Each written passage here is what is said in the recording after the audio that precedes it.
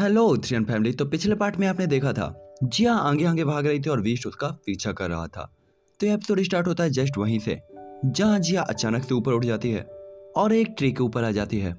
साथ ही जैसे ही वो बीस्ट जिया पे अटैक करने ही वाला होता है कि तभी जिया ट्री को थोड़ा सा झुका देती है और बीस्ट के थोड़ा ही क्लोज आते ही वो तुरंत ही हवा में घूमते हुए उस बीस्ट के ऊपर से आगे निकल जाती है और बेचारे को आंख मारती हुए टाटा करती है। और जब बीस्ट अपने आगे देखता है तो वही पेड़ वापस से आकर उसे बड़ी जोर से लगता है, जिससे तो बेचारा मुंह के बल जमीन में गिरता है और अपनी जगह उसके आगे कूदते हुए दौड़ते हुए वहां से निकल जाती है।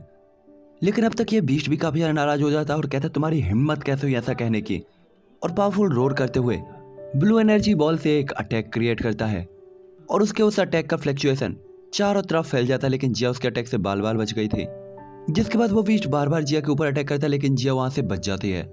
लेकिन अब ये बीस्ट जिया का पीछा बिल्कुल नहीं छोड़ रहा होता और जिया के चक्कर में इसने जंगल की लंका लगा दी होती है। हालांकि तभी ये आसपास के ट्रीज पे अटैक करके जिया के चारों तरफ से भागने के रास्ते को क्लोज कर देता है और उस फ्लेम बैरियर के अंदर आ जाता है। जिसके बाद वो कहता है अब तुम यहाँ अपने बिंग्स के साथ भी नहीं भाग पाओगी। तभी जिया कहती है ये तो डेमन फायर है और इस टाइम पे इस डेमन फायर की बॉल्स एयर में कंडेंस होकर बार बार जिया के ऊपर अटैक कर रही होती है और जोया लेफ्ट राइट हो के बार बार इससे डॉज करने की कोशिश कर रही होती है। साथ ही जिया इस चीज से काफी ज्यादा परेशान हो गई होती है, इसीलिए वो फ्रस्ट्रेटेड होकर चिल्लाते हुए कहती है सिस्टर कायलिन, और कायलिन तुरंत ही वहां पे अपेयर होके उस डायमंड फायर को पूरी तरीके से डिस्ट्रॉय कर देती है और वो विश लुढ़कता हुआ कहीं दूर तक जाता है। तभी जिया कहती जलवा है आपका यहाँ। दूसरा बीस्ट अपने आप को कंट्रोल करते हुए कायलिन की तरफ देखते हुए कहता है कौन हो तुम। जिस पे कायलिन कहती है तुम और मैं दोनों ही मॉन्स्टर हैं, इसलिए मैं तुम्हें हर्ट नहीं करूंगी। अगर तुम मुझे जानते हो तो यहाँ से चले जाओ। और ऐसा कहते हो वो जिया को एक स्टोरेज रिंग देती है और कहती है मेरी सिस्टर ये मेरे लिए लाई है, इसके अंदर सारी मेडिसिन है। जिसके बाद वो बीस्ट कहता है तो वास्तव में तुम दोनों ने मुझे बेवकूफ़ बना दिया। पहले उस मास्टर ने मुझे बेवकूफ़ बनाया, अब तुम लोगों ने मुझे बेवकूफ़ बना दिया। नहीं नहीं ऐसा नहीं हो सकता, मुझे बेवकूफ़ बना दिया। और ये बंदा काफ़ी परेशान हो जाता है। तभी जिया कहते हैं बिग कैट तुम इतने परेशान क्यों हो, और तुम किसी के लिए उसकी जगह की निगरानी क्यों कर रहे हो, वो भी कुत्तों की तरह। मुझे देखो मेरी तरह घूमो।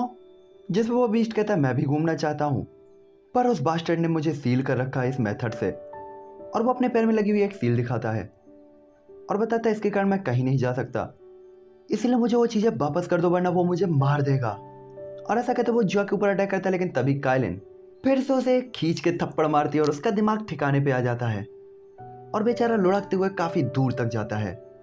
साथ ही कायलिन के थप्पड़ के साथ ही साथ कायलिन ने उसकी वो सीलिंग फॉर्मेशन को भी निकाल दिया होता है उसकी बॉडी से, जिसे वो उसके सामने फेंकती है। और वो देखकर वो बीस्ट काफी हैरान होते हुए सबसे पहले अपने पैर को देखता है और इसके बाद वो खुशी से वहीं पे नाचने लगता है। जिसके बाद वो कहता है फ्री होकर अच्छा लगा, धन्यवाद मास्टर डाउ जोंग। जिस पे जिया कहती है इसकी कोई जरूरत नहीं, क्या तुम अभी भी ये चीजें मुझसे छुड़ाओगे। जिस पर बीस्ट कहता है अरे नहीं नहीं सर, वैसे भी वो मुझसे बास्टर्ड ने मुझे यहाँ पे सील किया था, वो ये डिजर्व करता है कि उसकी चीजें चोरी हो जाएं। जिसके बाद वो कहता है मैं यहाँ और वेट नहीं कर सकता, मैं फ्री हूँ, मैं कहीं भी जा सकता हूँ। और ऐसा कहते हुए ये बंदा यहाँ से निकल जाता है और जिया उसकी रफ्तार को देखकर काफ़ी हैरान होती है। तभी कालिन कहती क्या तुम ठीक हो। जिस पे जिया कहती है मैं भी सिस्टर कालिन की तरह पावरफुल हूँ, मुझे कुछ नहीं हुआ। तभी कालिन कहती है हाँ तुम भी काफ़ी अनलिमिटेड पोटेंशियल के साथ हो, बस तुम इस ह्यूमन बॉडी में ट्रैप हो गई हो, इसलिए तुम अपनी स्ट्रेंथ यूज़ नहीं कर पा रही। तभी जिया कहती है मैं बहुत जल्दी अपनी बॉडी को वापस से रिस्टोर कर लूँगी और उसके लिए मुझे एसोफेजिल एंटी फ्लेमेटरी मेडिसिनल पिल चाहिए है और जियान मुझे वो बनाकर दे देगा। तभी कालिन कहती है कौन जानता है कि वो अपने प्रॉमिस को पूरा करेगा भी या नहीं। तभी यह कहती है उस पर ट्रस्ट क्यों नहीं करती, वो तो बहुत अच्छा है। लेकिन कालिन कोई रिप्लाई नहीं करती और जिया बाद में टोकती है। तो कालिन कहती है चलो अब हमें चलना है। और इनके चलने के साथ ही सीन शिफ्ट होता और हमें वापस से आसमान में वही प्लेन उड़ते हुए दिखाई देते हैं, जहाँ कालिन और जिया वो भी प्लेन में वापस आ गई होती हैं। जहाँ जिया कहती तो चलो आखिरकार सेफ आ गए वापस, हमें कुछ नहीं हुआ। तभी जान कहते तुम दोनों गई कहाँ थी, और तुम्हारी बॉडी से स्ट्रॉन्ग मेडिसिन पिल की मेडिसिन इंग्रेडिएंट की स्मेल आ रही है। जिस पे जिया कहती तुम्हारी नाक तो मॉन्स्टर से भी ज़्यादा तेज है।